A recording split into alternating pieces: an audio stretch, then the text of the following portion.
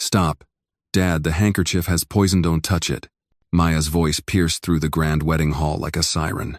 Gasps rippled across the cathedral as 400 guests turned toward the last pew, their elegant gowns and tailored suits rustling in confusion. At the altar, Elliot Granger stood frozen, one hand halfway to the breast pocket of his tuxedo, where the white silk handkerchief lay carefully folded. He blinked, slowly turning his head toward the girl who had shouted. "Maya?" he said, confused. She was standing now, trembling, her small fists clenched. Her voice cracked again, louder this time. "Please, Dad, don't touch it, it's poisoned. I saw her. She put something on it." The entire sanctuary fell into stunned silence. Elliot took a few steps forward, his face flushing with discomfort. "Sweetheart," he said gently, as if trying to soothe a child mid-tantrum. "Come here. It's all right." Maya didn't move. Her eyes were wide, terrified. "You don't understand. I saw her do it. She dipped your handkerchief in something last night in her room. It smelled like chemicals. It burned her hand." "Maya," he sighed, crouching slightly and lowering his voice. "I know this is hard. You're still adjusting. I know you miss your mom, and Isadora isn't trying to replace her. I'm not making this up," she cried. "Please believe me." From the first row, Clara Granger, the ever-pristine older sister of Elliot, shot up with a glare so sharp it could have sliced marble. "Security," she hissed. "Get that child out of here. This is absolutely disgraceful." Isadora, standing beside Elliot in her fitted white lace gown, let out a soft laugh. But there was no joy in its only calculation. She stepped forward gracefully, placing a delicate hand on Elliot's arm. "It's okay," she said in her smooth, soothing tone. "She's confused. This has been a lot for her. I understand." But Maya's cries didn't stop. They grew louder, breaking through the heavy veil of suspicion now settling over the guests. Murmurs rose first uncertain, then questioning. Elliot frowned. He turned back to his daughter, a flicker of hesitation crossing his face. "Maya," he said cautiously, "you need to calm down. This isn't the time or place. We can talk after." "No," she interrupted, digging into the little purse slung across her chest. With shaking hands, she pulled out a small flash drive and held it high. "Watch this, please. Watch this, Dad. It's on the car camera. Marcus copied it for me." Isadora's fingers tightened around her bouquet. Maya's voice cracked again. "It shows her. She dipped your handkerchief in something. I saw it with my own eyes and now it's all on video." All eyes shifted from the little girl to the bride. Isadora's smile faltered just enough to crack the porcelain illusion. "That's absurd," she said lightly, though her voice tightened at the edges. "This is a child's imagination. Grief does strange things." "Then prove it," Maya said, suddenly, her tone sharp with clarity. She walked slowly down the aisle, her little black patent shoes clicking on the marble floor. "Put on these." She reached into her coat pocket and produced a pair of disposable gloves, the kind Elliot used when cleaning rare books in his study. "Use them to pick up the handkerchief, then wipe her face with it." And just like that, the truth trembled on the edge of silence. In that stillness, with a little girl's trembling voice and a pair of gloves, the power in the room began to shift.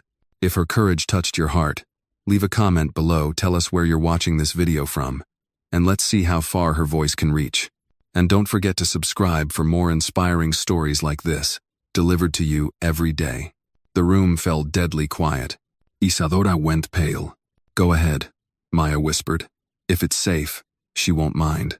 Elliot stood frozen, torn between two impossibilities.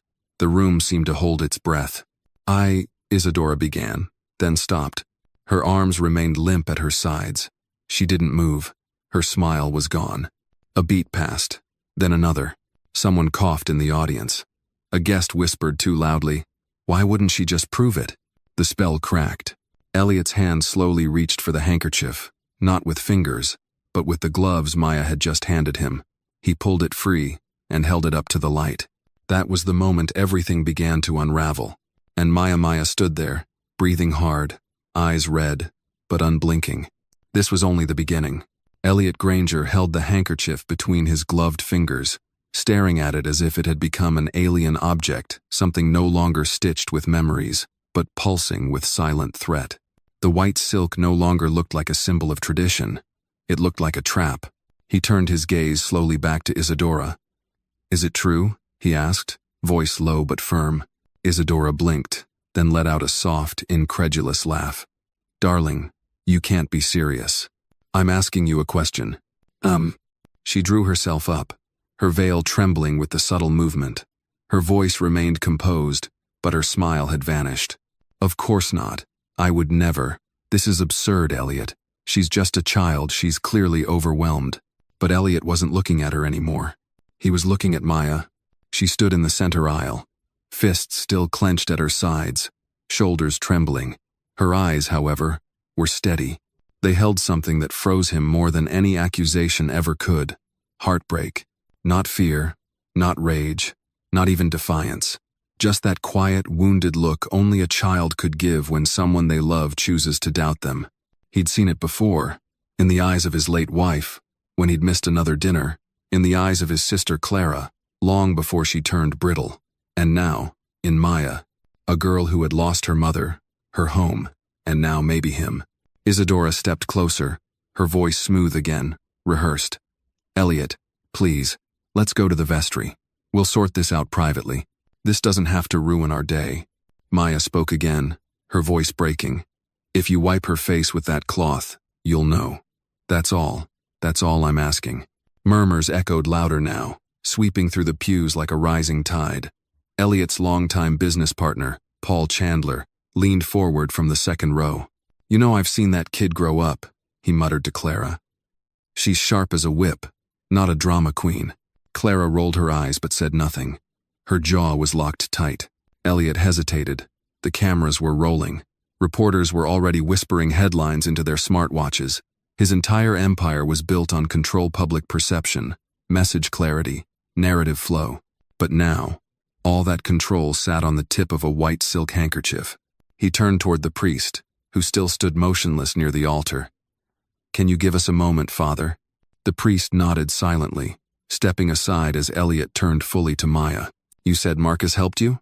Maya nodded, her voice softer. "He copied the footage from the car camera. You can ask him. He saw it too." Elliot drew a long, deep breath. "Is he here now?" She hesitated. "He was supposed to be. He might have been stopped." Isadora flinched, almost imperceptibly. But Maya saw it. Elliot saw it too. He stepped forward, toward Maya, slowly, then looked down at the gloves she'd handed him. "You want me to use this cloth on her face?" "Yes." The silence that followed was louder than any organ note. Elliot looked at the cloth one more time, then at Isadora. "Will you allow it?" She took a step back. "I will not be insulted like this in front of the entire city." "That's not an answer," Paul Chandler called out. Elliot frowned. "Isadora, I've asked you if it's harmless. Prove it." She laughed again, brittle now. "Elliot, you've built your name on trust, on leadership, and now you're letting a child, your emotionally unstable daughter, derail everything we've built? Answer the question." Isadora froze. Her expression changed. Not the fluster of a falsely accused woman. Not indignation, but calculation. She was weighing odds, not fighting for innocence. And in that moment, Elliot knew. The stillness broke with the sound of footsteps. A young man in a black suit, one of the church ushers, came running down the aisle, out of breath. "Sir, Mr. Granger, there's been an accident. Marcus Cole. They found his car down on 5th and Broad. Someone cut his brake lines. He's in the ER at St. Vincent's." Maya gasped. "Elliot Ballard." Isadora said nothing. The usher added, "They said he asked for you." And for Maya, a wave of whispers crashed again. Phones were already buzzing with news. Elliot turned to the priest. "Please, tell the guests to remain seated. I need to speak with my daughter." He took Maya gently by the arm and led her away from the aisle, down a side passage. Her hand was cold in his, and for the first time, she didn't pull away. Once they were out of sight, he crouched in front of her. "Tell me everything. From the beginning." Maya took a breath and started. The kitchen hallway. Isadora dipping the handkerchief. The faint chemical smell. The red marks on her own fingers when she tested it. The leather case she never let go of. The car ride where Maya overheard the words. "No one will suspect a thing if it's slow, if it looks natural." Marcus helping her pull the footage. Her plan to show it during the reception, if she couldn't stop the ceremony in time. When she finished, Elliot sat back on his heels, staring at the floor. "Why didn't you come to me sooner?" "I tried," Maya said quietly. "You didn't listen." He closed his eyes, pain stabbing somewhere deeper than guilt. He had promised her protection, security, a home. But when it mattered, he had dismissed her fears as childish noise. Elliot stood up slowly. "We're leaving. What about the wedding?" He looked down at her, voice steady. "There isn't going to be one." They returned to the sanctuary, now buzzing with low voices. Isadora stood at the altar, her fingers twitching at her sides. Elliot approached the microphone. "Ladies and gentlemen," he began, his voice carrying over the silence. "Thank you all for being here. I deeply appreciate your presence, but this ceremony will not continue." Isadora's face twisted. "You're throwing this away? Based on that child's—" "I said that's enough." His tone had changed. The boardroom tone. The tone that ended negotiations and won wars. "Security, please escort Miss Lorne to the waiting area. She is not to leave the premises until questioned." Someone in the back called out, "What about the poison?" Elliot held up the handkerchief. "This will be tested immediately. If it comes back clean, I'll apologize publicly. But if it doesn't," he looked at Isadora, "then the person I trusted almost murdered me." As security closed in, Isadora dropped the bouquet. Her eyes met Maya's. For one breathless moment, her mask dropped. What glared back was cold, furious hatred. Then, just like that, she smiled again and allowed herself to be led away. As she disappeared down the corridor, Elliot turned back to Maya. She was crying again silently this time. He reached out and pulled her close. "I'm sorry I didn't believe you," he whispered into her braids. "But I believe you now." In the back of the church, some guests clapped. Not politely, not socially, but with raw relief. And for the first time that day, Maya let herself lean into her father's arms not as a burden, but as someone finally seen and believed. 3 hours after the wedding that never was, Elliot Granger sat in the back seat of his black Lincoln Town car, the silk handkerchief sealed in a Ziploc bag on the seat beside him. His tuxedo jacket lay folded in his lap, his tie loosened, and a silence hung over the interior that even the city traffic outside couldn't break. Maya sat next to him, shoulders hunched, her fingers fidgeting with the edge of her sleeve. She hadn't said much since they left the cathedral. She'd barely touched the juice someone had handed her back in the rectory, and when the press had swarmed the front steps, she'd instinctively backed behind Elliot's legs, as if afraid to be visible again. He glanced over at her, noticing how small she looked 9 years old, but carrying something far heavier than any child should. "We're going to the hospital," he said gently, watching her flinch just slightly at the sound of his voice. "To see Marcus." She nodded but didn't speak. "Do you want to tell me more about the video?" he added after a moment.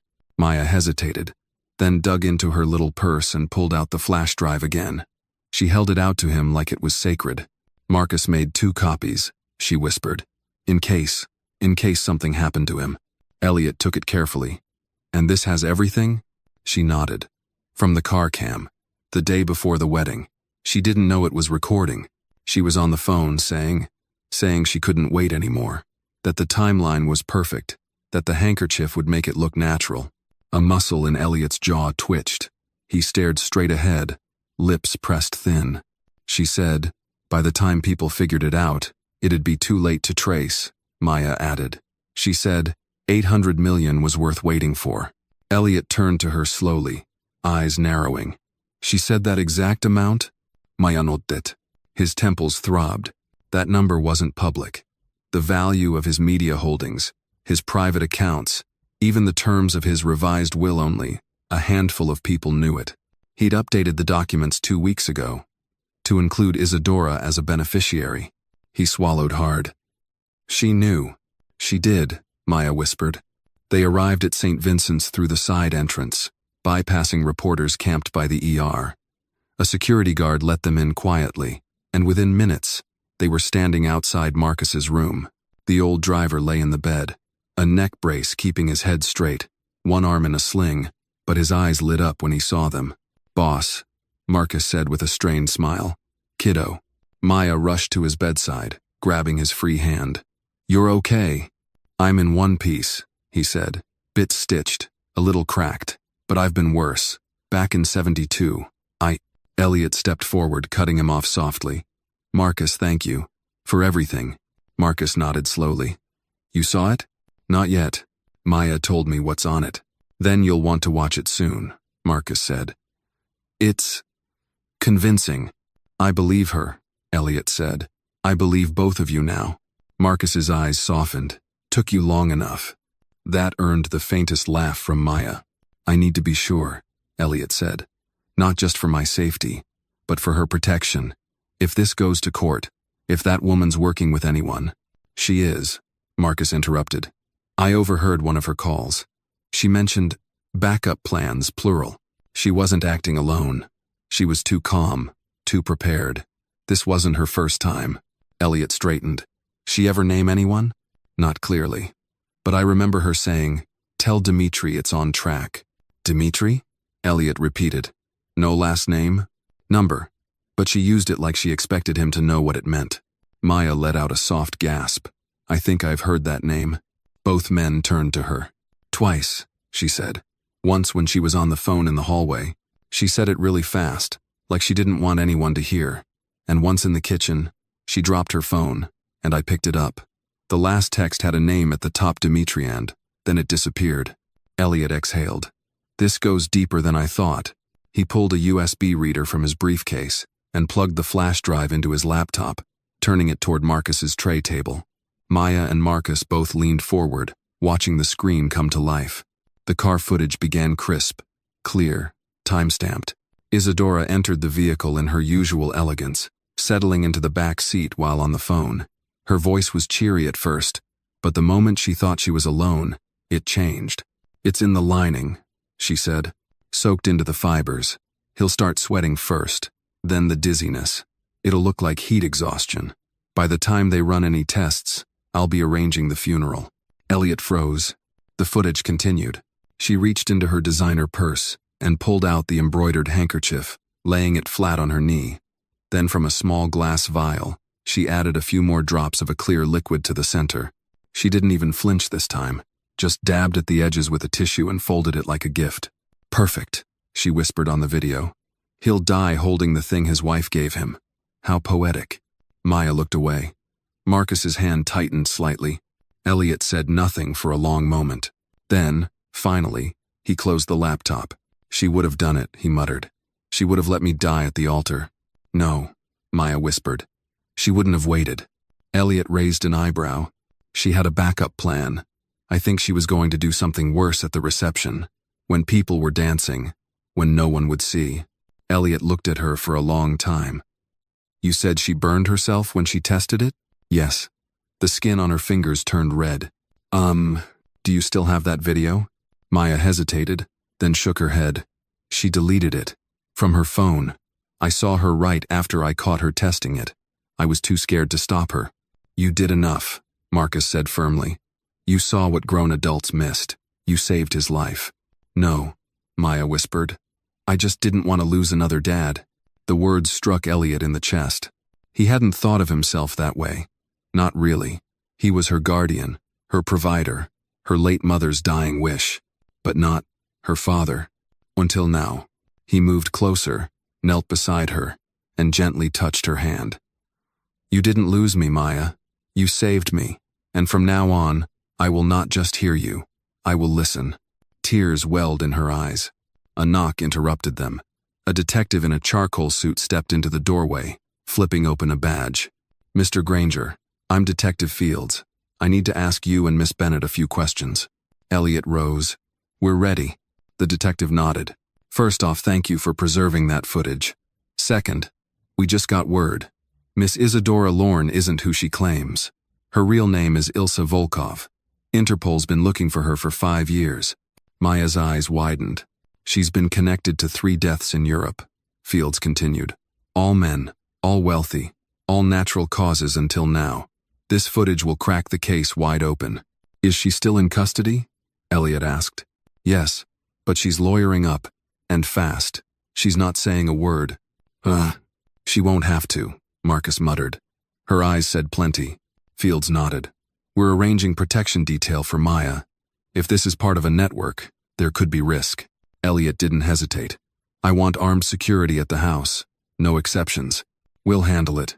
As the detective walked away, Maya looked up at Elliot. Does this mean it's over? He paused, then answered honestly. But it means we're finally fighting back. And Maya, tired, bruised, but unbroken, nodded. She was ready. The following morning dawned cold and gray over Manhattan, as if the city itself had sensed the weight of betrayal that hung over the Granger estate. Elliot stood by the window in his home office, a mug of untouched black coffee cooling in his hands. Downstairs, Maya was finishing her breakfast under the quiet protection of 2 armed guards dressed in civilian clothes.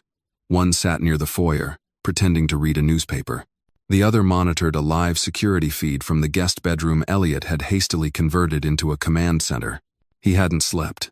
He'd replayed the footage from Marcus's car over and over again, memorizing every word, every smirk on Isidorano, Ilsa Volkov's face. He'd trusted that woman, opened his heart after 10 years of grieving his late wife, and she would have let him die, right there at the altar, in front of Maya. His grip tightened on the mug. Just then, a soft knock came at the door. "Come in," he said, not turning. Maya stepped inside, clutching a small drawing in her hand.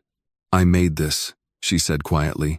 Elliot turned and saw a crayon sketch 3 figures holding hands. One tall man in a suit, one girl in pigtails, and a third person with a heart drawn on her chest, crossed out in red. "It's us," she said, "before and after." He knelt beside her. "That's very brave of you. I don't want her near us again." "She won't be." "Ugh." Maya hesitated. "Then why are there men outside?" "Because people like her don't act alone. Detective Fields thinks someone else may still be watching." Her eyes widened. "Like who?" "I don't know yet, but I intend to find out." Later that afternoon, Detective Fields returned, this time with a folder thick with documents. "We pulled financials on Ilsa," he said, setting the file on the table. "Offshore accounts, shell companies, untraceable phone records. But there's one name that keeps showing up." He flipped the folder open and pointed to a highlighted section.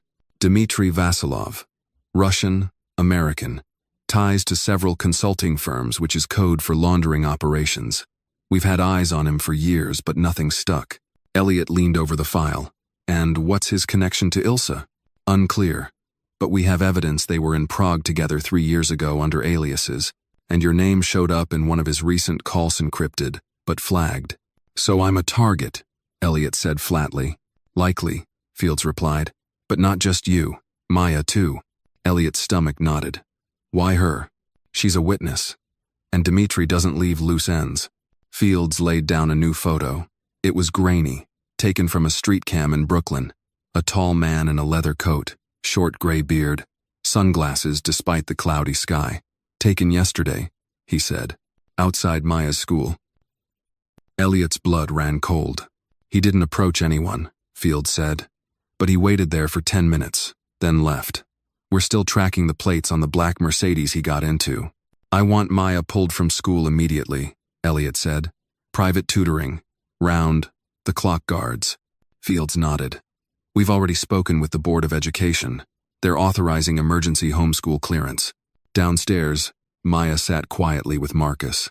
The old man, arm still in a sling, had insisted on staying at the estate.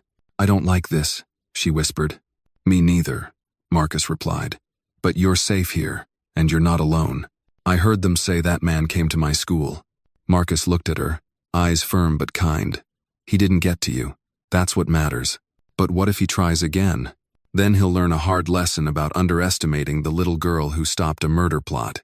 Maya smiled faintly. Later that night, after Elliot made a series of urgent phone calls, he entered his private vault room. Inside, he removed an old wooden box, dusty, untouched for over a decade. Inside were photographs, an old journal, a dog tag, and a small velvet pouch. He stared at the dog tag for a long moment. Granger, Elliot, O+ Marine Force reckon. He had locked that part of himself away when his wife died. But now, it was time to remember who he had been. The next morning, he visited Maya in the garden. She was sitting on a stone bench, watching the koi fish. He knelt beside her, placing a small pendant into her hand. "This used to be mine," he said, It has a GPS tracker built in. If you ever feel scared, just squeeze it. Like magic? He smiled. Better than magic. It talks to satellites. She squeezed it and grinned. But later that day, the shadows returned. A package arrived, addressed to Maya. The return address was blank. The staff, trained and cautious, scanned it and called Elliot immediately. He arrived just as the bomb squad confirmed there was no explosive, just a single envelope inside. Elliot opened it, heart hammering. Inside was a photo on old one, of his wife, pregnant, standing beside a man Elliot didn't recognize. On the back, in looping cursive, "Do you really know what she kept from you?" Elliot's heart stopped. He stared at the photo for a long time, then slid it into his pocket. That night, long after Maya had gone to sleep, he sat alone in the study. Fields was gone, the guards were posted, but he felt utterly exposed. He took the photo out again. The man in the picture, he looked familiar, not from life, but from files, news clippings. A man accused of espionage in the 90s, declared dead in 2001, but no body was ever found. And now this. Elliot dialed a number he hadn't used in 15 years. A gruff voice answered. "You better not be joking." It's Granger," he said. "I need you to pull a favor." Silence. Then, "You've got 10 seconds. I need a full background check on Ilsa Volkov, including any known associates in U.S. intelligence. And I need it fast." "You in trouble, Elliot?" "Not yet, but I'm about to be." The voice grunted. "I'll call you back in 2 hours." Elliot hung up. Across the hall, Maya slept soundly, but her dreams were restless. She saw the church again. The guests, frozen in fear. The moment her father looked at Heron didn't believe her. The ache in her chest had returned. That cold space where her mother used to be, where trust used to live. She turned over in bed and whispered into the dark, "Don't let him stop believing me again." But she wasn't the only one awake. Across the city, in a rented penthouse, Ilsa Volkov paced like a lioness in a cage. Her ankle monitor blinked red, and her lips curled into a snarl. She picked up the burner phone and dialed. "Plan B," she said into the receiver. "Execute." Then she smiled cold and sharp. This time, the girl won't be so lucky. It was 3 a.m. when the phone rang. Elliot jerked upright, heart pounding before his mind could catch up. The caller ID flashed a string of digits scrambled. Secure. He answered on the first ring. "Granger." A low voice on the other end. "I ran the check."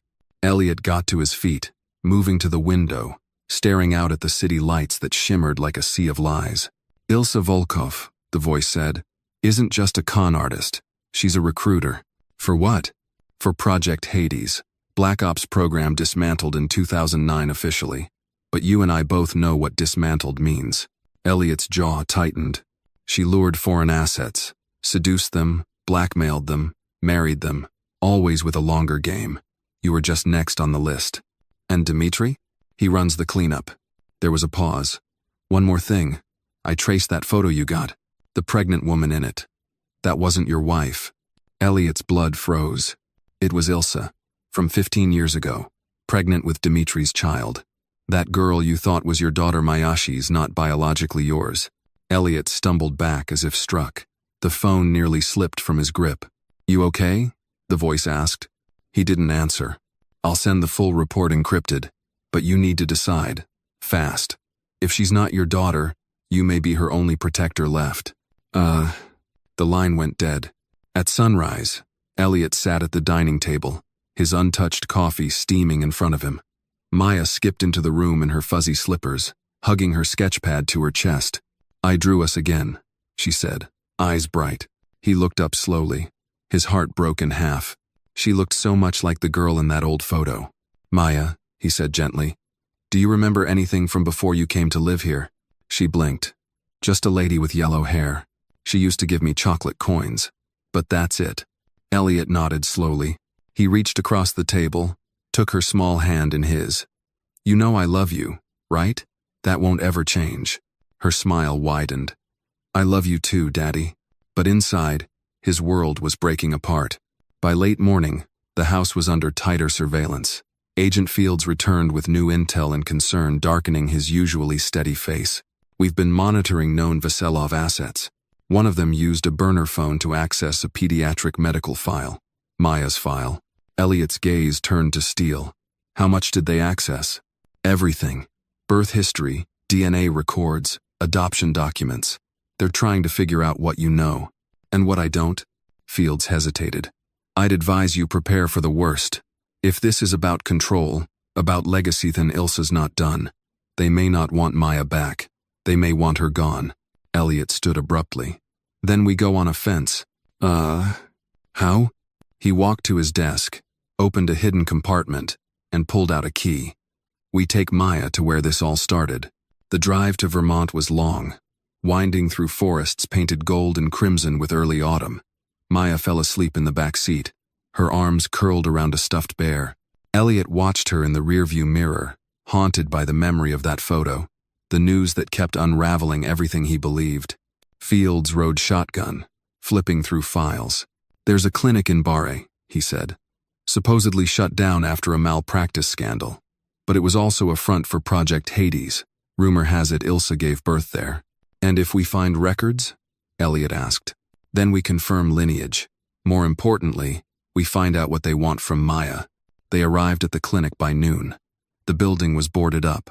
Graffiti streaked across the brickwork. Windows smashed. But the basement remained untouched. Behind a rusted door, Fields found a keypad. He punched in a codone he claimed to have gotten from an old contact at Langley. The door hissed open. Inside, the air was thick with mildew and time.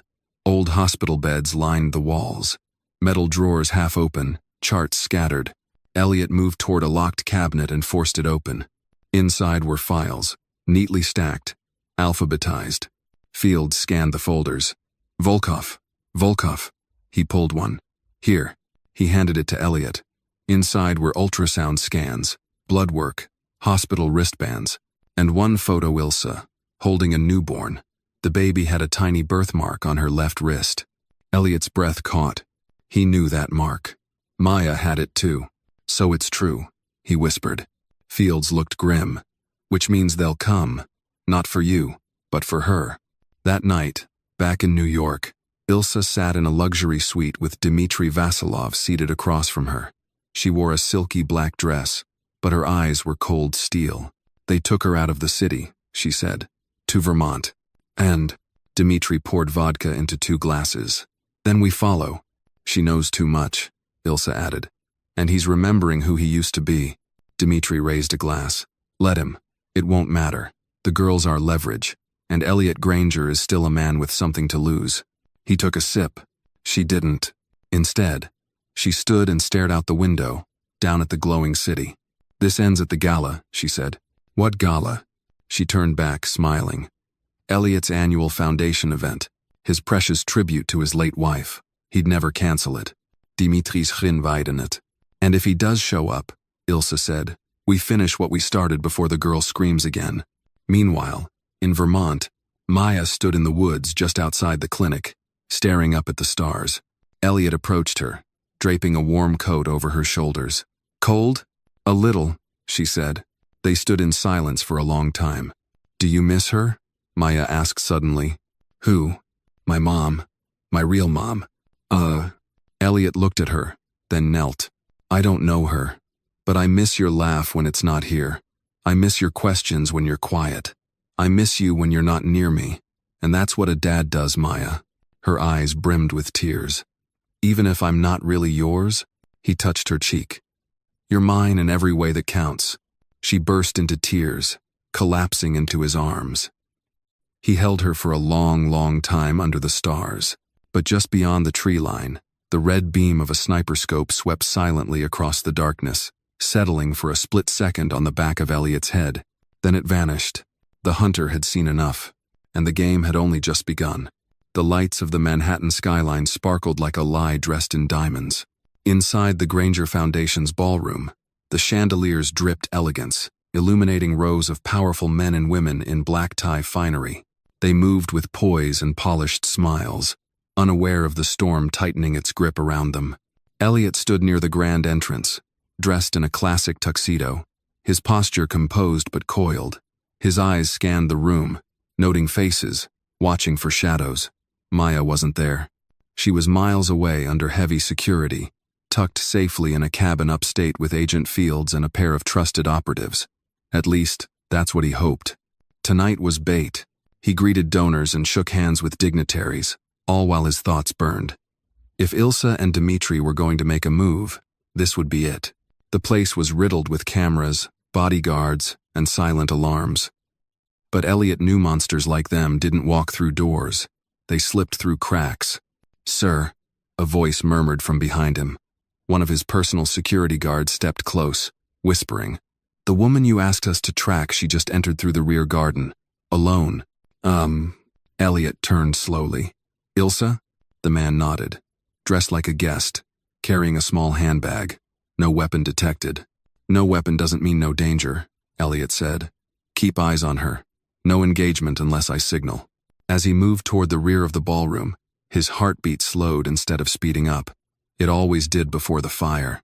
He stepped through the side doors into the garden, lanterns swaying gently above a marble path. There, near the roses, stood Ilsa. She wore midnight blue, her hair swept back in effortless elegance. She looked every inch the poised socialite, but Elliot saw through it now. "What a beautiful evening," she said without turning. "Almost makes you believe the world is kind." "Cut the poetry," Elliot said, keeping a measured distance. "Why are you here?" She turned, lips curling. "To congratulate you, the man who almost married me, and now orchestrates a gala in honor of the wife he claims to have loved. Touching." "Well," he didn't blink. "You're not going to talk your way out of what you did." "I don't need to talk. I need you to understand something," she said softly. "They'll never let you keep her." Elliot's jaw tightened. "I mean, look at you," she continued, trying so hard to play the hero. "But deep down, you know you were just the next mark, a signature on a paper. And Maya? She was always the asset." His voice dropped. "She's a child." She's a weapon," Ilsa snapped, and for the first time, the mask cracked. Her mind, her lineage, her immunity to a genetic neurotoxin, they bred her for something. "Elliot, you were just the cover story." He stepped forward, close now. "So you admit it." She smiled again. "I admit nothing, but I will give you one last chance. Turn her over. Disappear. You'll be paid more than you can imagine. You'll even get a clean reputation. The press will adore you." "Number." Ilsa leaned in. "You're going to regret this." Elliot held her gaze. "Not tonight. Tonight, I came prepared." With a subtle gesture, two agents stepped out of the shadows. Ilsa's eyes widened slightly, not in fear, but in recognition. "Well played," she said, "but I didn't come alone either." She reached into her handbag. Elliot tensed, motioning to his men. But instead of a gun, she pulled out a remote. She pressed a button. The lights flickered inside the ballroom. For a moment, music faltered. Then screams rang out. Elliot turned and ran. Inside the ballroom, a thick haze had filled the air. It wasn't smoke. It was something else, chemical, translucent, odorless. People stumbled, gasped, clutching their throats or collapsing. Panic surged. Some rushed the exits, only to find them sealed shut. Security scrambled. Emergency protocols activated. But it was already too late for some. Elliot pulled out his encrypted radio. "Seal all HVAC vents. Get fresh air in here now. No casualties, do you hear me?" He turned to Ilsa, who remained by the garden arch, completely calm. "You poisoned them?" he shouted. She tilted her head. "It's not poison. It's persuasion. A neuroagent. Temporary paralysis and mild memory disruption. Designed to make people forget just the parts I want." "Why?" She smiled. "Because this wasn't about Maya. Not tonight. It was about the board. The real owners. The ones who needed to forget what your foundation uncovered last quarter." Elliot stared at her, horrified. She continued, her voice almost soft. "You were digging too close, Elliot. Trafficking routes disguised as medical shipments. Defense contractors funding private labs overseas. You connected the dots, and they were watching." "You knew," he whispered. "I didn't just know," she said, stepping back into the shadows. "I'm the one who gave them your files." She vanished into the night. Elliot stood frozen. The ballroom behind him echoed with cries and sirens, but his mind raced elsewhere. Maya. If they had pulled this off in the city, what were they planning upstate? An hour later, Elliot's jet roared down a private runway, headed north. On board, Agent Fields met him with grim news. The cabin's empty. Elliot's eyes narrowed. What? Agents were found unconscious. No sign of forced entry, no alarms. Maya's gone. Elliot's knuckles turned white as he gripped the seat. She knew this would happen, he muttered. She was never after me.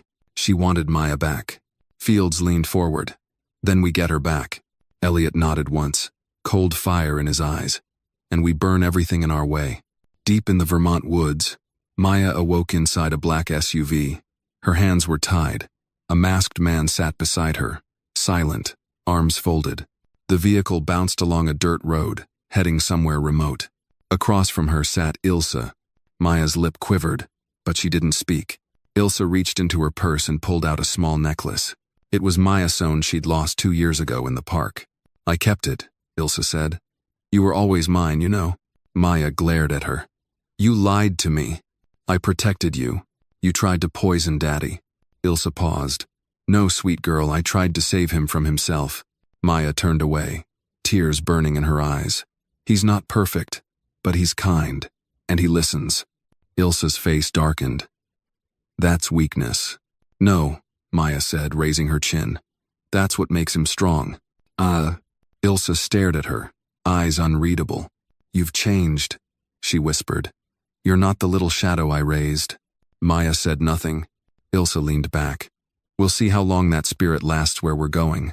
And outside, the trees grew taller, darker, as if the forest itself knew justice was on the hunt, and Elliot Granger was coming. The wind howled through the thick canopy of pine as the SUV carved its path deeper into the Vermont wilderness. The unpaved road trembled beneath the heavy wheels. Inside the vehicle, Maya sat upright, wrists bound but eyes unflinching. Her young face was streaked with dried tears, but her spirit remained unbroken. She'd stopped crying hours ago. Now, her silence was sharper than any scream. Across from her, Ilsa sat in eerie composure, legs crossed, leather gloves resting on her lap. Her eyes flicked occasionally toward Maya but revealed nothing, only calculation. The driver said nothing. He didn't need to. The silence inside the vehicle was thick with unfinished intent. The necklace Ilsa had shown Mayatha, one she'd claimed to have kept still, lay on the center seat between them. Maya stared at it, but not with longing. It was a relic now, like everything from her life before the engagement. Before the betrayal, Ilsa finally broke the silence. You should try to rest. Where we're going, you'll need your strength. Maya didn't answer. You're not a prisoner, Ilsa continued. You're the key. You've always been the key. You just don't understand it yet. My dad will find me, Maya said, her voice calm but edged. Ilsa smirked. Your father is clever, but not clever enough. By the time he finds where we're going, it'll be too late. The work will have already begun. What work? Work that will change everything. Your immunity is only the beginning. Your proof that it's possible to manipulate selective neurogenetics without ethical barriers. They wanted to destroy the research, bury the truth. But I protected it. I protected you. You poisoned him, Maya said, her voice rising slightly. I prevented a mistake, Ilsa replied coldly. You think he would have survived with the truth? That the board wouldn't have cut him out, discredited him? I offered him a way out. You ruined it. No, Maya whispered. You did. Ilsa didn't reply this time. She turned her gaze to the window as the SUV turned onto a narrower road, barely more than a trail. Pines pressed closer. The light dimmed under their ancient branches. In the front seat, the driver finally spoke. 10 minutes.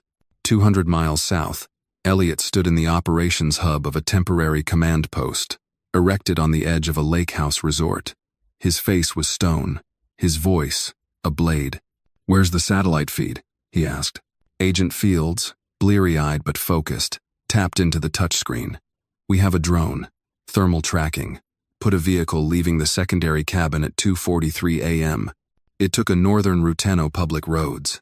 We lost it near Mount Patterson, but infrared shows tire tracks heading deeper into private forest land. Elliot leaned in. Owned by? Shell Company. Untraceable. But the land was once part of a military research facility decommissioned and sold 20 years ago. Elliot nodded. Get me a chopper. Already warming up. As Elliot turned to leave, Agent Fields called out, Elliot, she's smart, but you know Ilsa. She doesn't act without layers. You walk in unprepared, she'll twist everything. I'm not walking in, Elliot said, slipping a tablet into his inner coat pocket. I'm bringing hell with me. The facility sat like a ghost in the heart of the wood steel bones under moss, concrete halls swallowed by time. The main structure, shaped like an L, had only one illuminated wing. A single landing pad stretched beside it, covered in tarps and overgrowth. The SUV slowed to a halt. Ilsa stepped out first, brushing leaves from her coat. Two armed guards emerged from the trees and moved to open the back door. Maya stepped down slowly. Her legs were stiff, her wrists still bound, but her eyes were defiant.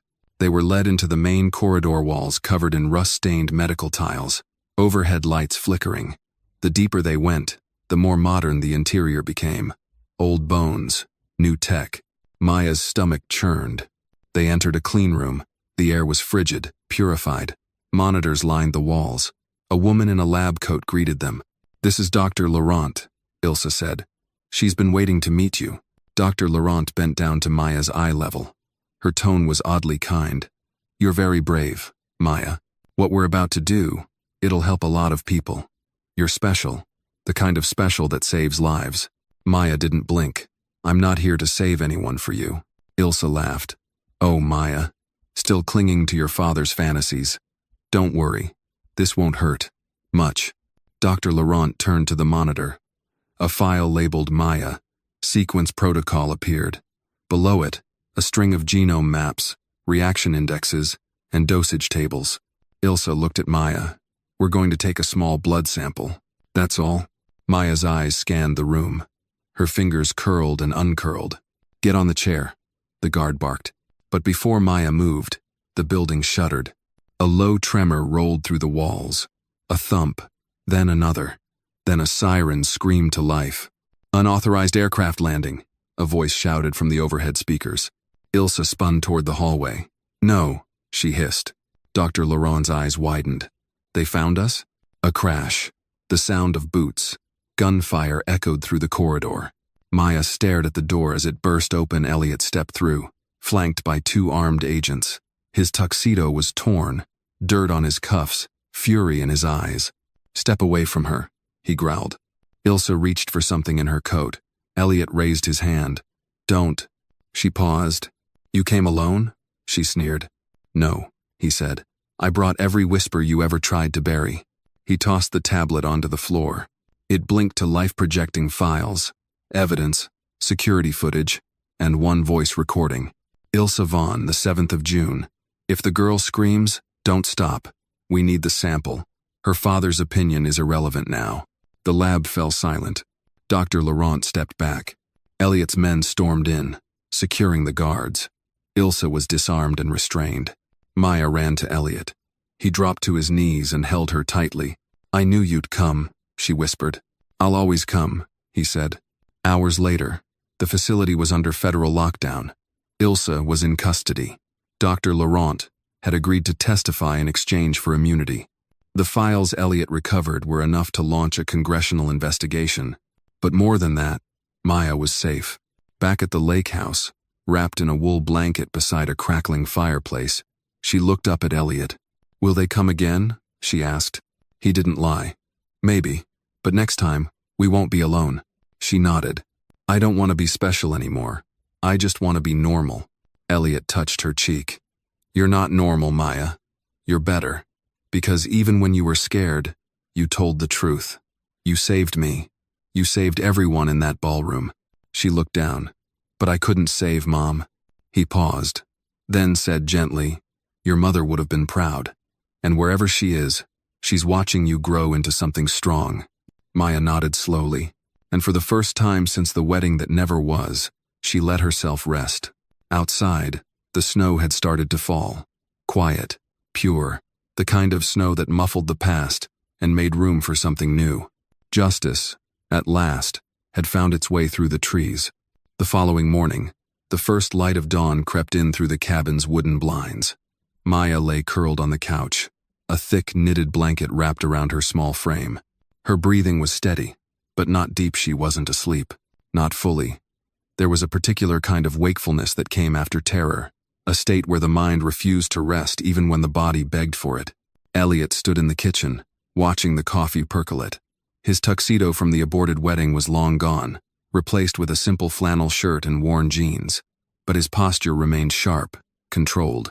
He hadn't slept either. Across the room, Agent Fields was reviewing the forensics report that had just come in from Quantico. His glasses slid down his nose as he read, face grim. She was planning this for years, Fields muttered. Ilsa had offshore labs, former military assets, encrypted cloud databases under pseudonyms. She built a damn empire out of stolen research and buried ethics. Elliot didn't answer. He poured a mug of coffee and set it gently on the table beside Maya, not disturbing her. But her eyes blinked open anyway. "Good morning," she whispered. He crouched beside her. "Morning, brave girl. You sleep at all?" "A little," she said, pulling the blanket tighter. It was quiet. "That's a start," he said, offering a faint smile. "I made breakfast. There's fruit, toast.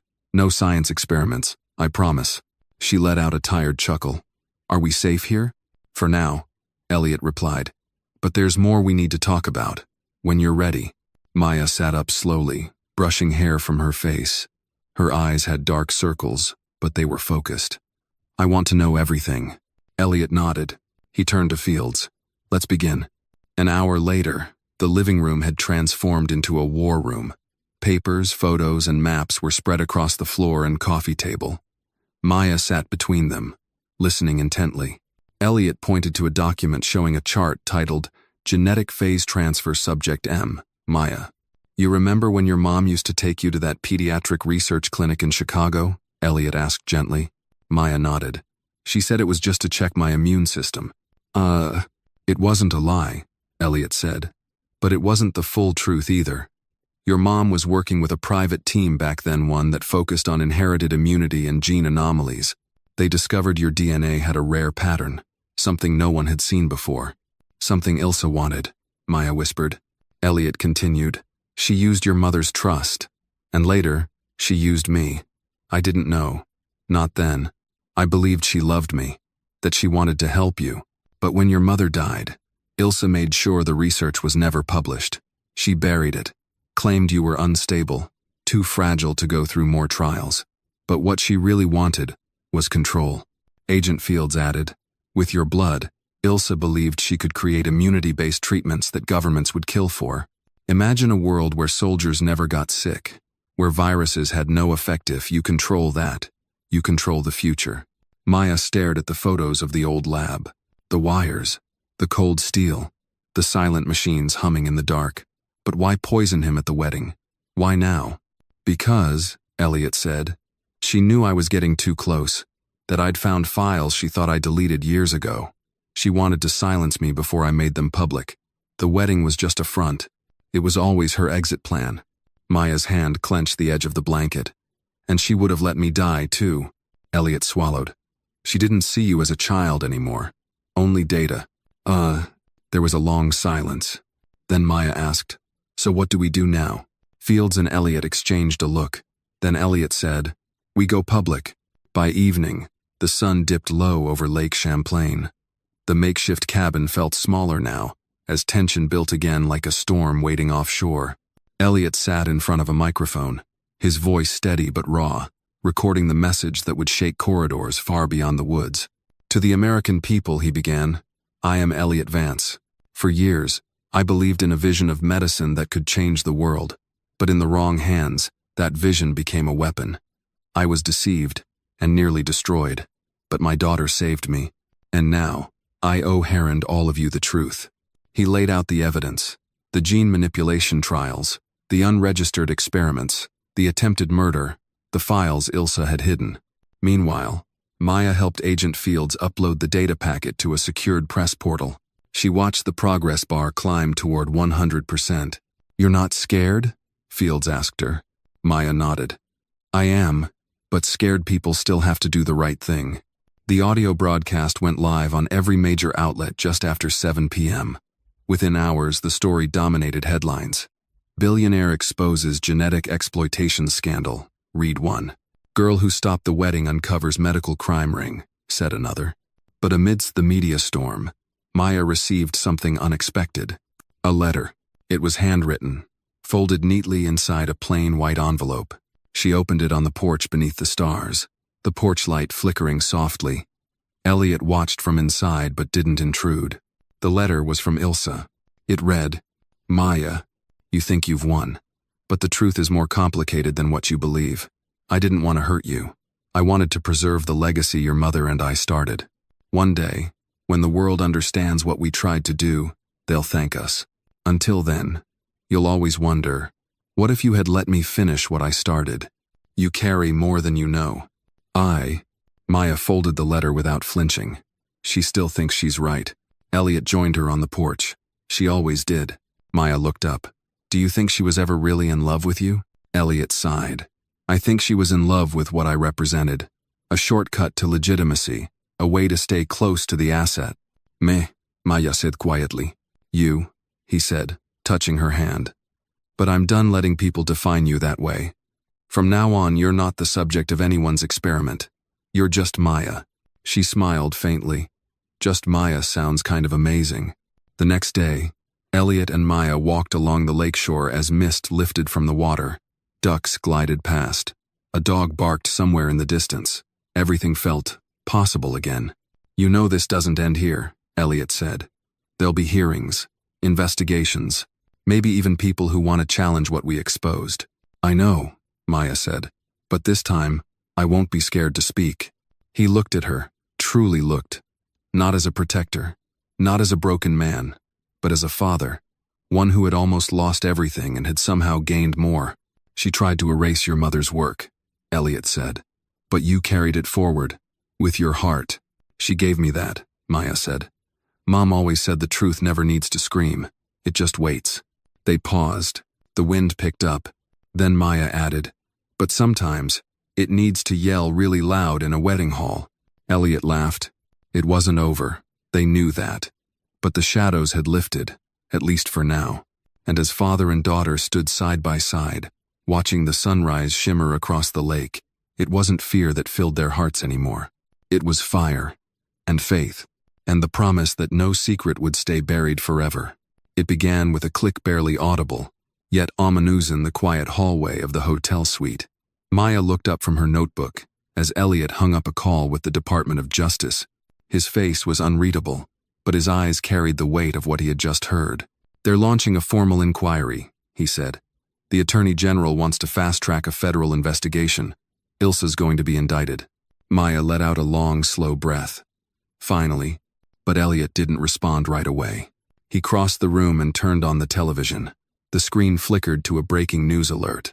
A reporter stood in front of a burning biotech lab just outside of Charlotte, North Carolina. Confirmed arson. This lab, believed to be linked to off-the-record pharmaceutical trials, was set ablaze late last night. Several documents have been destroyed, including... Elliot muted the television. That was one of Ilsa's backup facilities. They're scrubbing evidence, Maya whispered. Fast, he said grimly. Faster than we expected. Agent Fields, who had flown back into town that morning, entered the suite just then, holding a file thick with printed emails and bank transfers. Ilsa's network is larger than we thought. Offshore accounts, shell companies in Belize, the Caymans, and one we're still tracking through Switzerland. Does she know we're still moving forward? Maya asked. Fields nodded. She knows. And she's not running. She's circling the wagons, trying to control the fallout. Maya stood up. So what now? Do we just wait? No, Elliot said, his voice quiet but firm. Now we push harder. That afternoon, Maya and Elliot were escorted to a closed-door congressional hearing in D.C. The air inside the chamber was tense, and the room was filled with suited officials, legal observers, and a few high-ranking federal officers. Cameras were not allowed. But the eyes that bore down on them were just as invasive. Elliot sat straight, hands clasped, while Maya remained calm but alert at his side. Across from them, A long wooden desk seated a panel of senators, some curious, others skeptical, and a few visibly irritated. Senator Gracie, a silver-haired figure with sharp eyes and a tone that could slice steel, leaned forward. "Mr. Vance, your testimony asserts that your former fiancé attempted to poison you and manipulate classified biomedical data for personal gain. And this accusation hinges in large part on the testimony of a child, your daughter." Elliot's jaw tightened. "With respect, Senator, my daughter is not just a child. She's the victim of one of the most calculated acts of medical exploitation in this country's history, and her warning saved my life." Gracie blinked. "And the proof?" Maya slid a folder across the table before Elliot could speak. "This contains timestamps, genetic tracking files, and recorded conversations from Ilsa's encrypted server. We recovered them through a private forensic team 2 weeks ago." The senator took the folder but didn't open it right away. "Miss Vance," she said slowly, "I hope you understand the gravity of what you've set into motion." "I do," Maya said clearly. "But what Ilsa did to Mato other children should never happen again. That's what matters." The room fell silent. One of the younger senators, Senator Morales, finally reached for the folder and began leafing through it. He raised his brows, visibly disturbed. "This is not conjecture," he murmured. "This is a playbook for biological warfare." That changed the room. Rapid scribbling started from aides. Papers shuffled. Phones vibrated discreetly. And in that moment, the tide began to turn.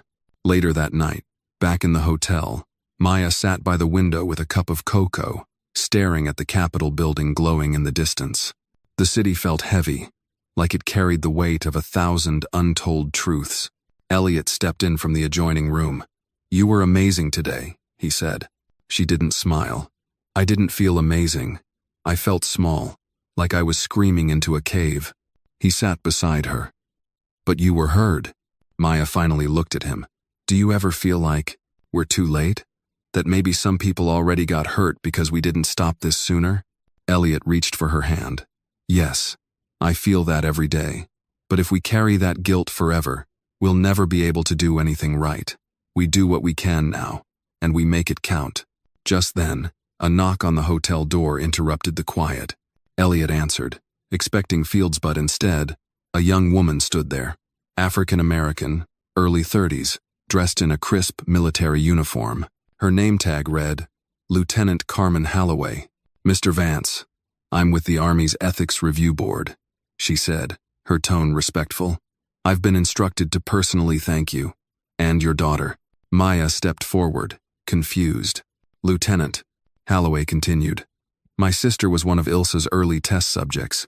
We thought she died from complications in a flu trial. Turns out, the entire project was falsified. Your testimony reopened her case." Maya's mouth parted. "I didn't know there were others." There are," Holloway said softly. "And now, thanks to you, they're going to be seen." She handed Maya a small black envelope. Inside was a folded piece of stationery and a patch.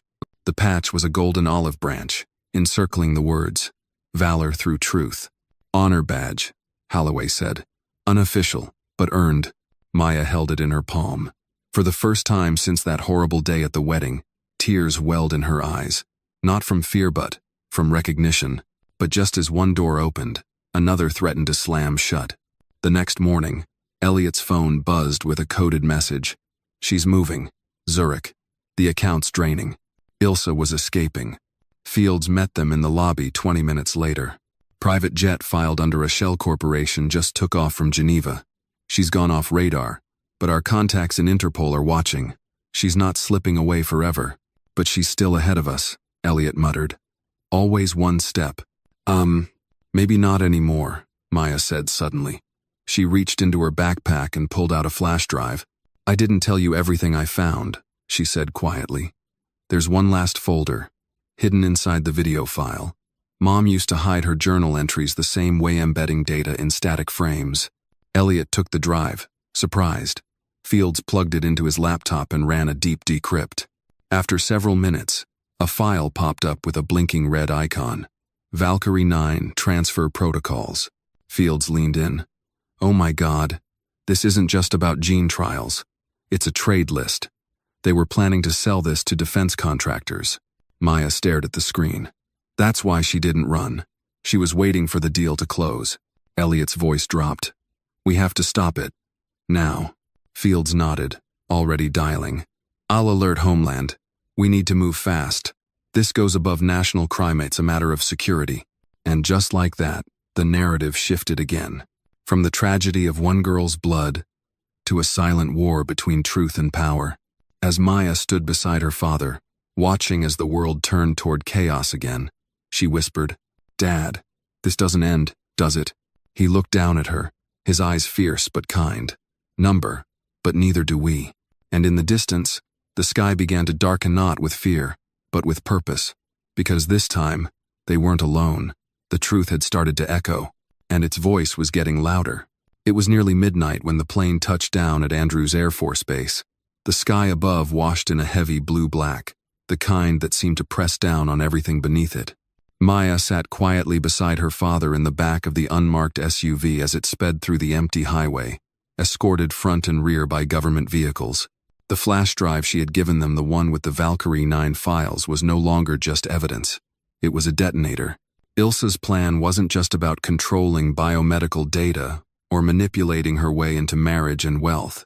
She had been selling access to cutting-edge DNA weaponization, sequencing specific pathogens, quiet assassins disguised as cures.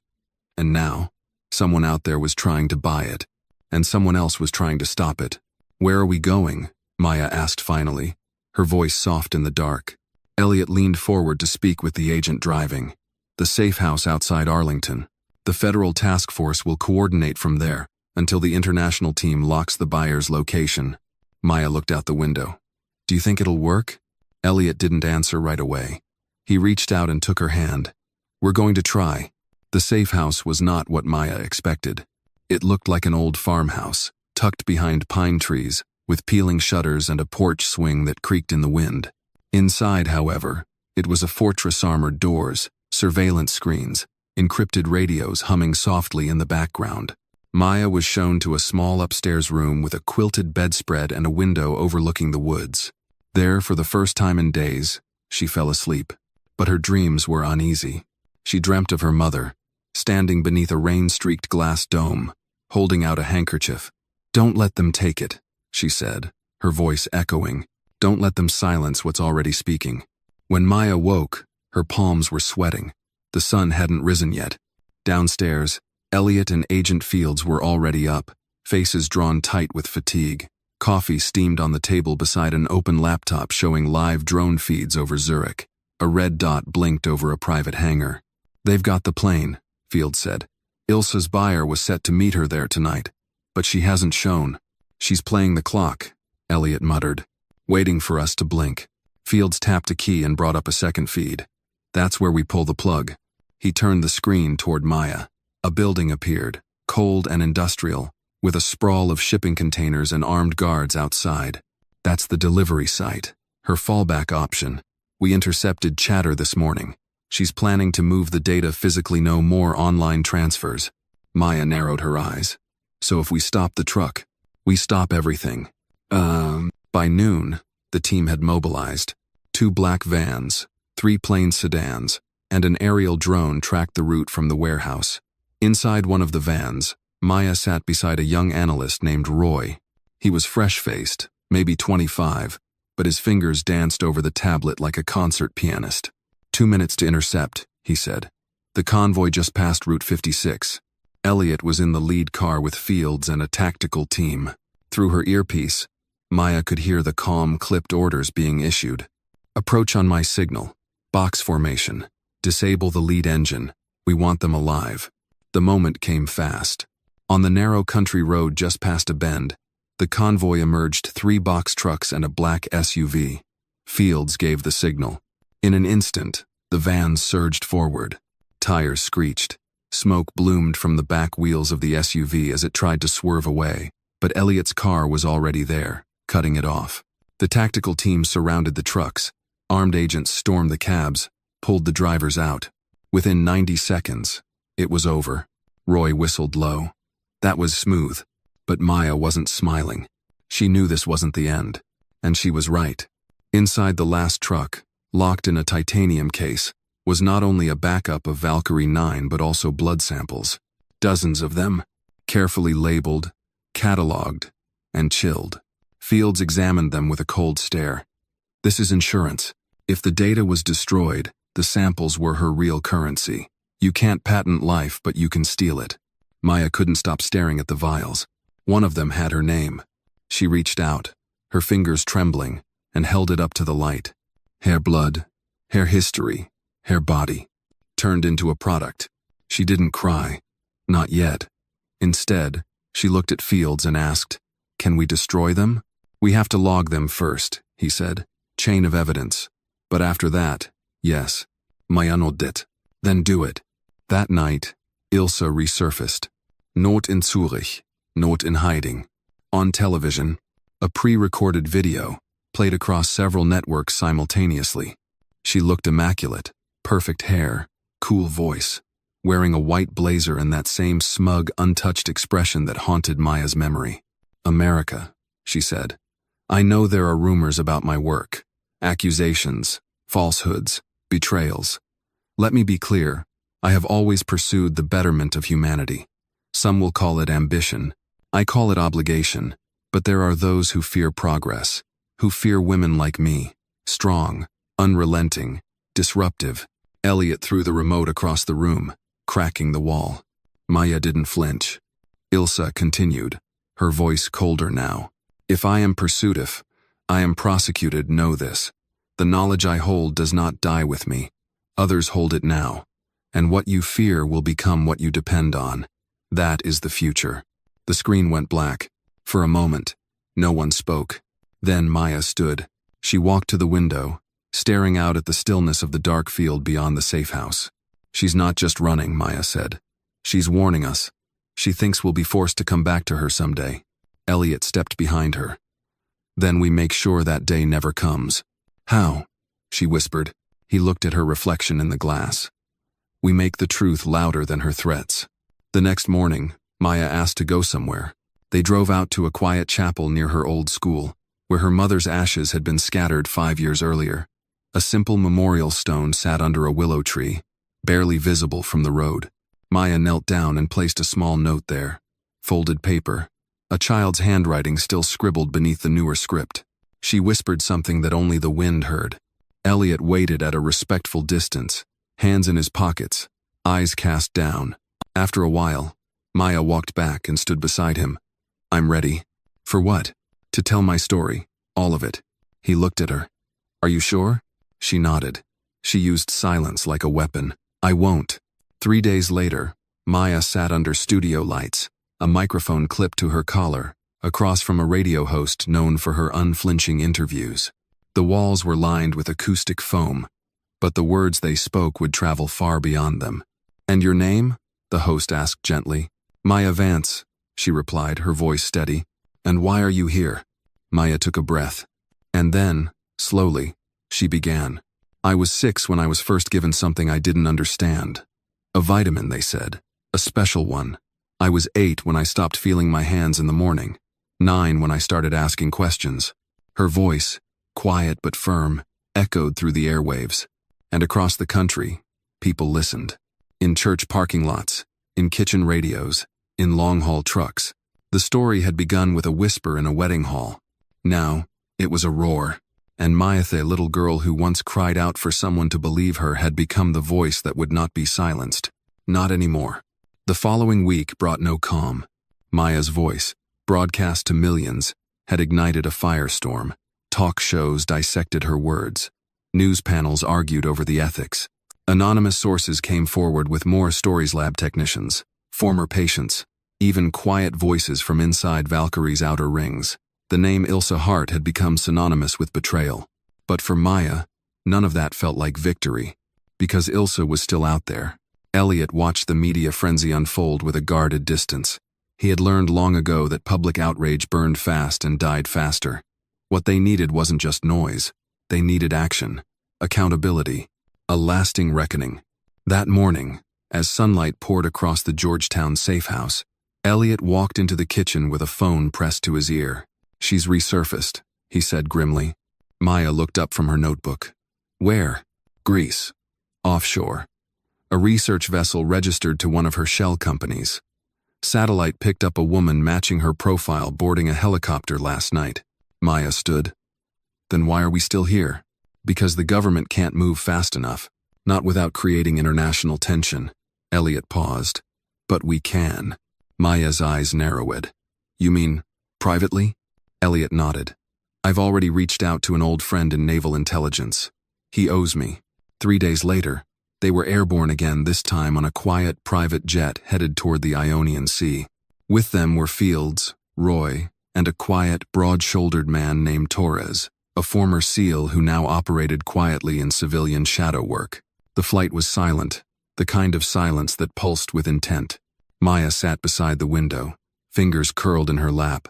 She had grown since the night she stopped a wedding with nothing more than a scream. But inside, part of her still trembled.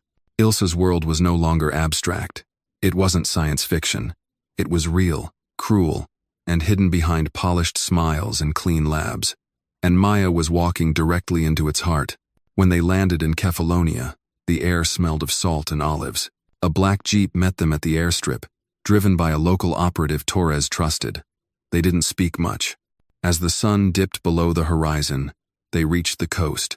The vessel sat like a shadow on the water, a sleek, modern research yacht, retrofitted for privacy and control. The windows were tinted black. 2 armed guards lingered at the gangway. From the brush, Fields whispered, "We're not going in loud. We use Maya." "What?" Elliot turned sharply. "She's the one Ilsa wants to control," Fields said. "Her face will lower defenses. Buy us time to get inside." Elliot hesitated. "It's too dangerous." But Maya was already unzipping her jacket. "She tried to silence me once," she said quietly. "Let's see if she dares try again." The guards weren't expecting a child. When Maya stepped into the clearing, her hair braided, her face calm, they didn't raise their weapons. One stepped forward, puzzled. "Where did you come from?"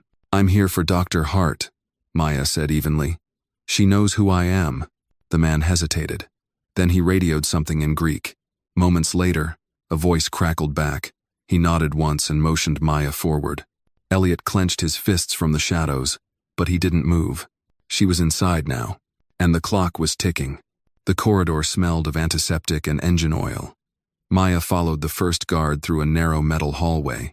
Her footsteps echoed too loudly in her ears. Every breath was deliberate. Then she saw her. Ilsa stood at the far end of a wide lab, dressed in white once more, though now with a touch more fatigue around her eyes. She turned slowly when the door opened. "Maya," she said, as if surprised. "You came. You expected me," Maya said coldly. Ilsa smiled faintly. "I hoped. You've always been braver than you know." "I'm not here for compliments," Maya said. "I'm here for justice." Ilsa tilted her head. "Is that what you think this is? A courtroom? You don't understand. They never let women like me build empires unless we bleed first." "You bled others," Maya snapped. "You used me." "I saved you," Ilsa said. "Don't rewrite the past. You were dying. I gave you something no one else dared. You lived." Maya's voice lowered. "At what cost?" Ilsa took a slow step forward. "Maya, I have work that needs finishing. You've already become the symbol. Let me give you the substance. The world will follow you. I'm not here to lead your cult." Ilsa's smile faded. Just then, the lights flickered. Footsteps pounded down the hallway. Ilsa turned as Elliot and Torres burst through the door, weapons raised. Ilsa lifted both hands slowly. "Too late," she said. Fields burst into the control room, slamming his hand on the console. "Shut it down." A technician tried to run. Torres tackled him and handcuffed him in one motion. Maya stepped into the room behind them, eyes scanning the monitors.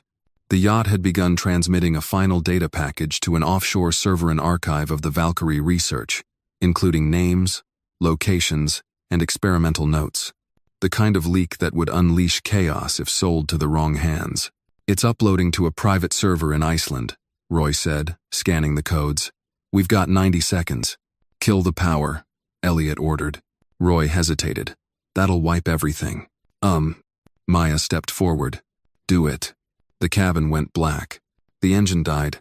The lights, the fans, the very hum of electricity vanished. For a moment, The world was silent utterly, unnaturally still. Then emergency lights blinked on.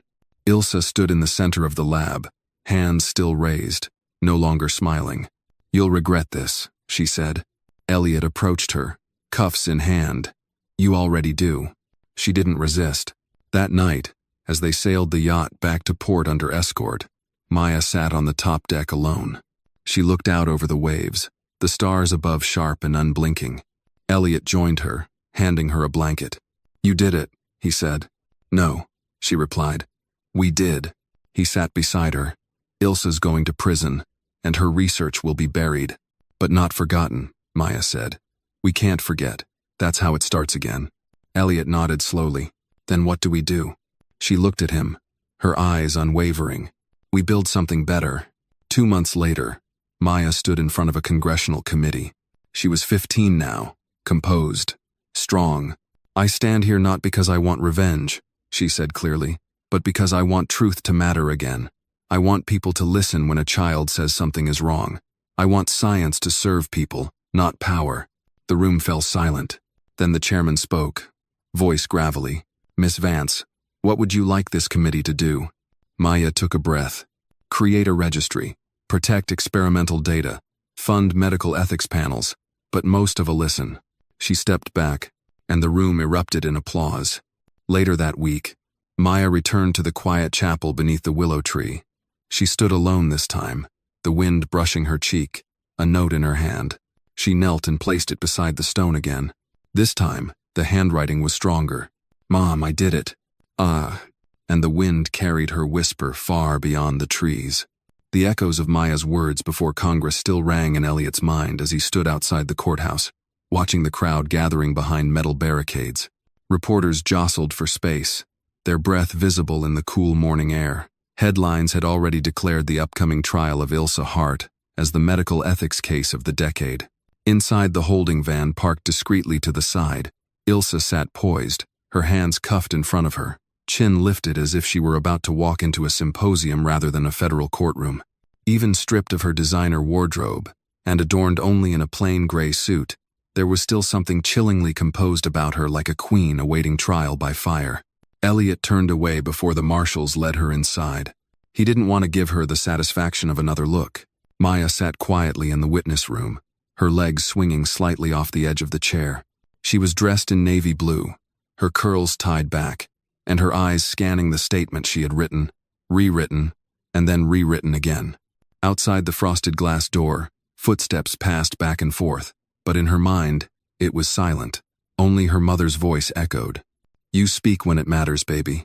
Not before, and not after." Elliot knocked gently and stepped inside. "They're ready when you are." She looked up. "Are you?" He gave a faint smile. "I've never been more nervous." Maya tucked the paper away and stood. "Good. Means we're still human." In the courtroom, the air was thick with attention. Every seat was filled. Lawyers shifted in expensive suits, and journalists scribbled notes feverishly. A panel of 12 jurors sat, stone-faced, under the fluorescent lights, the weight of history suddenly draped across their shoulders. Ilsa sat at the defense table, flanked by 3 attorneys. She glanced briefly toward Maya as she entered, but said nothing. No smirk, no recognition, just cold calculation. Maya walked steadily to the stand, her small form somehow filling the room with gravity. The prosecutor approached gently. "Miss Vance, can you tell us, in your own words, what happened on the day of your father's wedding?" And Maya began. She told them everything, not just about the handkerchief, but the months before, the subtle pain, the secrecy, the moments when she questioned her own instincts, how Ilsa had made her feel small in her own body, and powerful only when it suited the woman's ambitions. "She gave me medicine I never agreed to," Maya said, her voice clear. "She told my father it was for my condition, but it wasn't. It was for her research. I wasn't a daughter to her. I was a test subject." Gasps fluttered through the gallery. Ilsa's lawyer objected. Speculation, but the judge raised a hand. Overruled. "Continue, Miss Vance." And she did. She spoke for nearly an hour, and not once did her voice tremble. After the court recessed for lunch, Maya stepped into the hallway, shoulders drawn tight. "Proud of you," Elliot said, handing her a bottle of water. "I hated every second," she admitted. "But I meant all of it." He nodded. "That's why it mattered." A woman approached from across the halolder. With silvering hair and deep-set eyes behind thick glasses, she held out a hand. "My name's Margaret Klein. I was a nurse in Valkyrie's Atlanta facility," she said softly. "Back in the early days. I didn't speak up. I should have, but after today," she swallowed. "You made me remember why I got into medicine in the first place." Maya looked at her for a moment, then reached out and hugged her. The defense tried to spin a different tale. They painted Ilsa as a misunderstood genius, a pioneer working outside broken systems, a woman willing to sacrifice comfort for innovation. They implied that Maya had misinterpreted, perhaps been manipulated by overprotective influences. But public sentiment had already turned. The story had outgrown the courtroom. Still, Ilsa remained composed through it all, never breaking, never blinking, until Fields took the stand. He'd spent the last weeks combing through deleted archives, whistleblower emails, and encrypted files, and when he began presenting internal memos, coded trial logs, and private voice messages between Ilsa and her financiers discussing dosage tolerances and liability avoidance, the courtroom changed. Even Ilsa's lawyers looked shaken. Fields ended his testimony with a sentence that silenced the room. "Genius doesn't excuse the use of children as guinea pigs. Not in America. Not ever." After closing arguments, the jury deliberated for 9 hours. 9 hours of waiting, pacing, praying. Maya and Elliot stayed in a quiet chamber, watching the clock hands circle until their eyes blurred. Neither spoke much. What was left to say? Finally, the bailiff knocked. "They've reached a verdict." Maya gripped Elliot's hand as they stepped back into the room. The hum of anticipation made her chest feel like it was full of bees. The foreman stood. "On the count of medical malpractice resulting in harm, we find the defendant, Dr. Ilsa Hart, guilty." Gasps. A cry somewhere in the gallery. A reporter's pen dropped and clattered to the floor. The judge didn't waste time. Sentencing would come later, but the message was clear. Ilsa Hart would not walk free again. As she was led away in handcuffs, for the first time, her expression faltered. Her eyes met Maya's not with anger, but with something that almost resembled fear or loss. Maya stared back, not triumphant, but steady. This wasn't about revenge. It was about remembering. The weeks after the trial were quiet.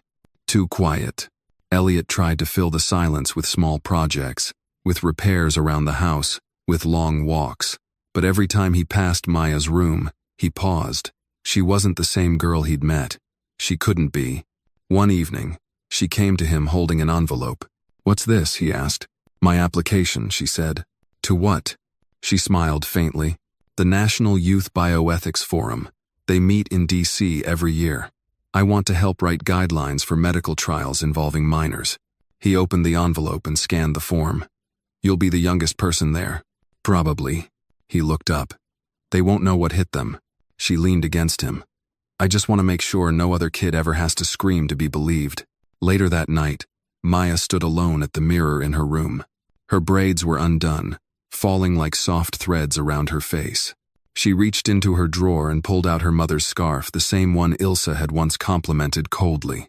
It smelled faintly of lavender now, a scent she'd kept alive through memory alone. She wrapped it gently around her shoulders and stared into her reflection. Not a girl anymore, not just a survivor, but something quieter, stronger, a witness, a voice, and the storm that once threatened to consume her had taught her something lasting. Sometimes justice doesn't roar. It whispers, it endures, and it never, ever forgets. Spring came slowly that year. The kind of spring that doesn't burst through the cold but peels it back one layer at a time. In the neighborhood where Elliot and Maya lived, dogwoods started blooming along the sidewalks, and people began leaving their windows open again, trusting the air to be gentle. It had been 3 months since Ilsa Hart was sentenced to 30 years without parole. Her name still came up now and then in op-eds, in university ethics lectures, in uncomfortable dinner conversations, but it had begun to fade, as all names eventually do. What lingered instead was the shift Maya had set in motion: policy reviews, internal investigations, a surge of grant funds redirected from experimental labs toward patient advocacy.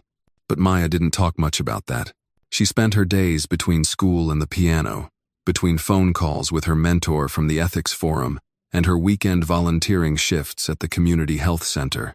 Her voice had grown quieter, not from fear, but from purpose, like someone who no longer needed to prove she could speak because now the world had started listening. One evening, Elliot returned from work to find her in the backyard, sitting cross-legged in the grass with a large envelope beside her. He approached slowly. "That looks serious." Maya held it out wordlessly. He sat beside her, took the envelope, and slid the contents out. At the top of the page was the seal of Harvard University. Below that, an acceptance letter. Full scholarship. Pre-medical bioethics track. Elliot blinked, then laughed, then blinked again. "I guess, congratulations feels too small." She shrugged, though her smile betrayed her pride.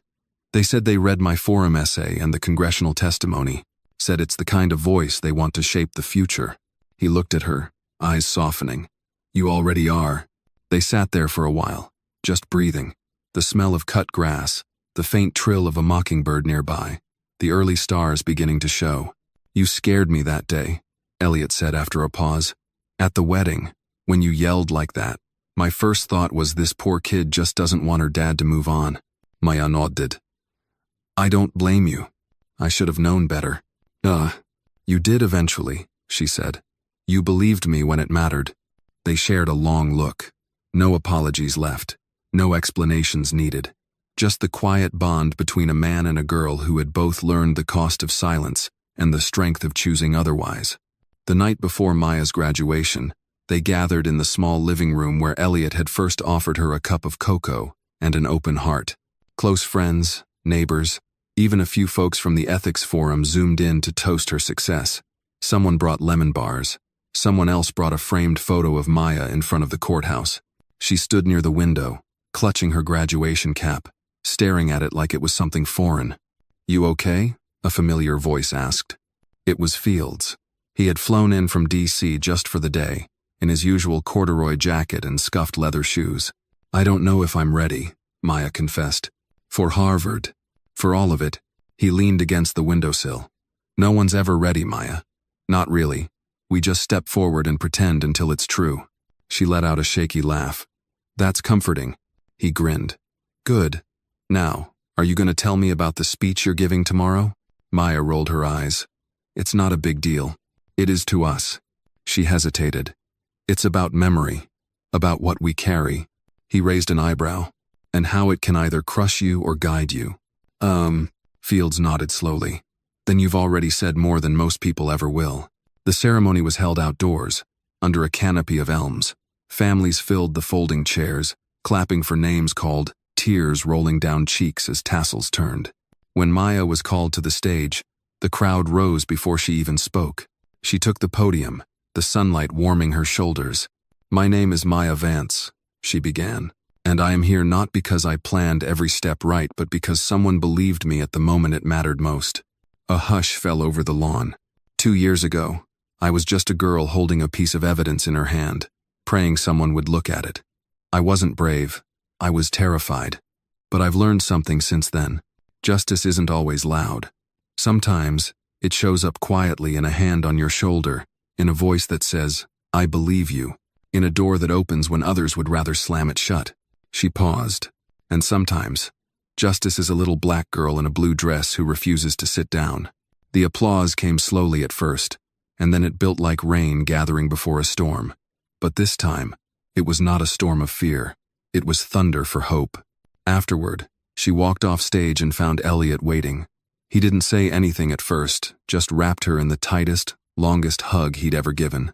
"Your mom would have been proud," he whispered. Maya closed her eyes. "I hope so." "She would," he said again. "I know it." Years later, people would still tell Maya they remembered that speech, that moment. Some would approach her at conferences or in hospitals, saying they entered their field because of her.